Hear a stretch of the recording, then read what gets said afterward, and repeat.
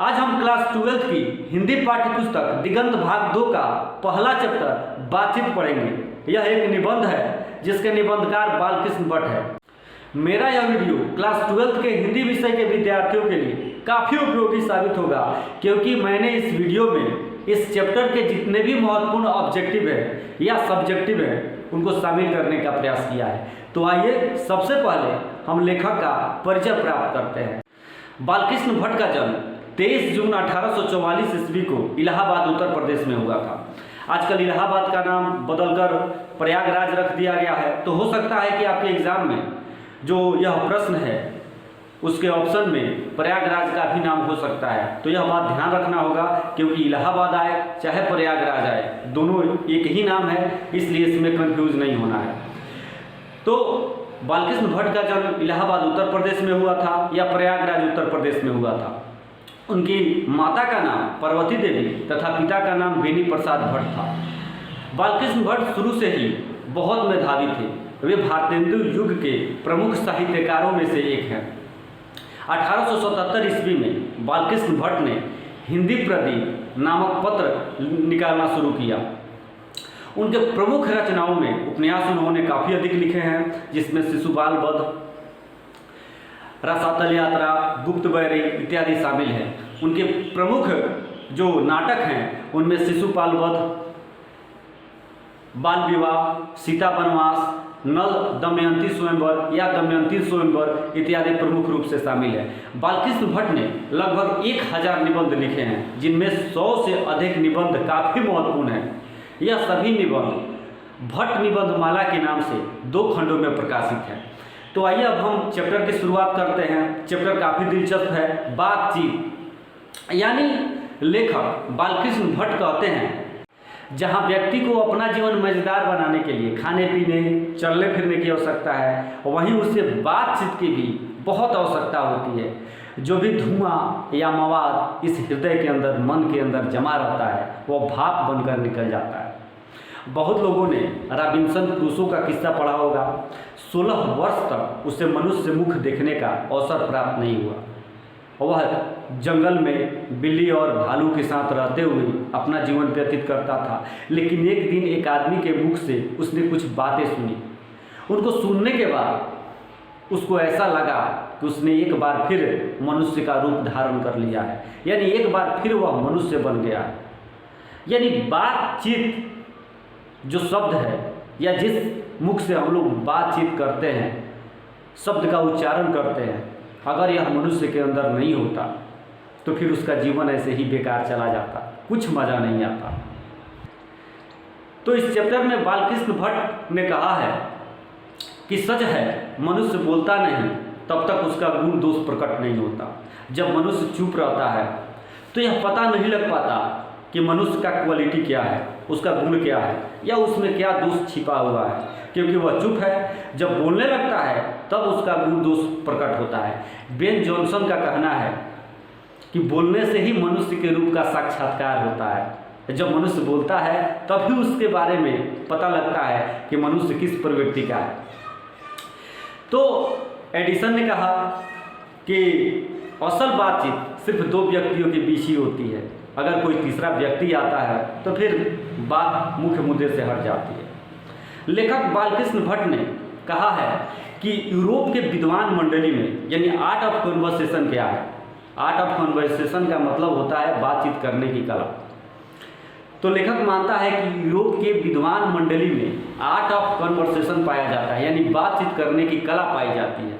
विद्वान मंडली में वहाँ ऐसे ऐसे प्रसंग छोड़े जाते हैं कि कानों को सुनकर बड़ा प्रिय लगता है, और ऐसे प्रसंग शुरू किए जाते हैं कि लोग अंत तक बैठ के सुनते रहते हैं। उसमें बातचीत के जरिए लोगों को इस प्रकार से आनंद प्राप्त होता है कि मानो लोग बातचीत में ही झूम उठते हैं। तो बातचीत करने की कला भी एक महत्वपूर्ण कला होती है। हम लोग अपने दैनिक जीवन में देखते हैं कि हमारे समाज में भी बहुत सारे लोग ऐसे होते हैं जिन्हें बातचीत करने की बहुत बड़ी लत होती है। एक नशा होता है बातचीत करने का, इसके पीछे वह खाना पीना तक छोड़ देते हैं। कभी कभी तो ऐसा होता है कि कुछ लोग बातचीत में इतने दिलचस्पी रखते हैं कुछ लोग तो ऐसे भी होते हैं जो बातचीत में इतनी दिलचस्पी रखते हैं कि अगर बात शुरू हो जाती है तो फिर ख़त्म होने का नाम नहीं लेती। सामने वाले के पास अगर कोई महत्वपूर्ण काम है तो भी वह उसे कर नहीं पाता। तो जब दूर से ही कोई व्यक्ति इस प्रकार का आता है तो लोग वहाँ से हटना शुरू कर देते हैं या अपने को दूर हटा लेते हैं ताकि उस व्यक्ति की दृष्टि उन पर नहीं पड़े और उसका समय बर्बाद ना हो सके। तो बातचीत जब दो व्यक्तियों के बीच होती है तो बड़ी दिलचस्प होती है। अब लेखक कहता है कि इस बातचीत के कई प्रकार हैं। जब दो बुढ़ों के बीच बातचीत होती है तो प्रायः जमाने की शिकायत को लेकर होती है। वह बपादम की कथा कहानी शुरू करते हैं, अंग्रेजों की कथा कहानी शुरू करते हैं, जादू टोना वाली कहानी शुरू करते हैं और ख़ासकर आज के युवाओं के बारे में अनेक प्रकार की आलोचना करते हैं। हमारा समय ऐसा था कि जब ऐसा हुआ करता था। तो बूढ़ों की अक्सर बातचीत में 4 सच और 10 झूठ पाए जाते हैं। अब देखिए, अगर दो बूढ़ी औरतों का बातचीत का ढंग देखा जाए तो और भी निराला होता है। अगर सास बहू वाली हुई तो सास बहुओं की शिकायतें शुरू करेंगी या किसी पड़ोस में किसी महिला की शिकायत शुरू करेंगी। और कभी कभी तो ऐसा भी होता है कि दोनों बातचीत करते हुए आपस में भी लड़ने लगती हैं, अपने खोड़े दांत यानी जो दांत टूट चुके हैं उनको दिखाने लगती हैं और एक दूसरे के ऊपर झपट्टा भी मारने लगती हैं। तो लेखक के कहने का मतलब ये है कि बातचीत का यह तरीका अलग अलग वर्ग में, यानी बच्चों के बीच बातचीत का अलग तरीका होता है। अगर खिलाड़ी हुए तो अपने खेल की प्रशंसा करेंगे, खेल के तरीके बताएंगे कि खेलना ऐसे चाहिए।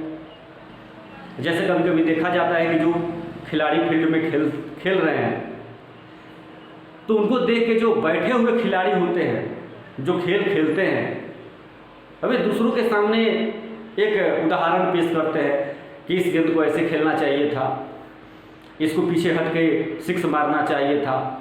तो लेखक के कहने का मतलब है कि अगर खिलाड़ी हुआ तो खेल की प्रशंसा या अपनी प्रशंसा शुरू करेगा, अगर विद्यार्थी हुआ तो अपने उस्ताद की शिकायत शुरू करेगा या उसके बारे में चर्चा शुरू करेगा या अपने ही दल में से किसी लड़के को अपना शिकार बनाएगा और उसके बारे में उसकी आलोचना या शिकायत शुरू कर देगा। अगर 2 सहेलियों की बात की जाए, लेखक कहता है कि अगर 2 सहेलियां बातचीत कर रही हों तो इसका मज़ा ही कुछ और होता है। यह मज़ा वही आदमी जान सकता है जिसने 2 सहेलियों के बीच की रस भरी बातों का आनंद लिया हो।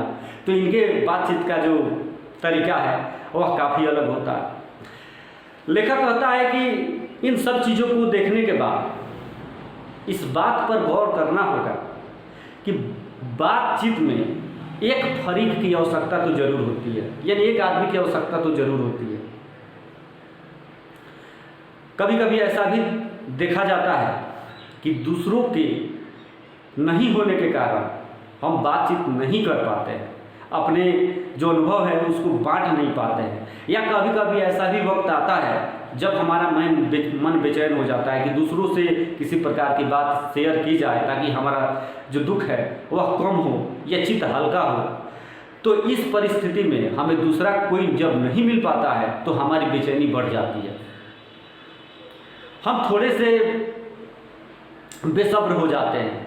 तो लेखक कहता है कि इसमें एक परेशानी यह भी है कि पता नहीं दूसरे वाले जो दूसरा व्यक्ति हो उसके पास समय हो कि नहीं हो आपसे बातचीत करने का। हो सकता है कि वह आपके पास आए और अगर आप उसका सम्मान नहीं कर पाए यानी उसको नाश्ते पानी नहीं करा पाए या उसका आदर सत्कार सही ढंग से नहीं हुआ तो इसमें भी परेशानी है। हो सकता है कि आप अगर बातचीत करने के लिए दूसरों के यहाँ जाए तो पहले तो बिना बुलाए जाना ही अच्छी बात नहीं है।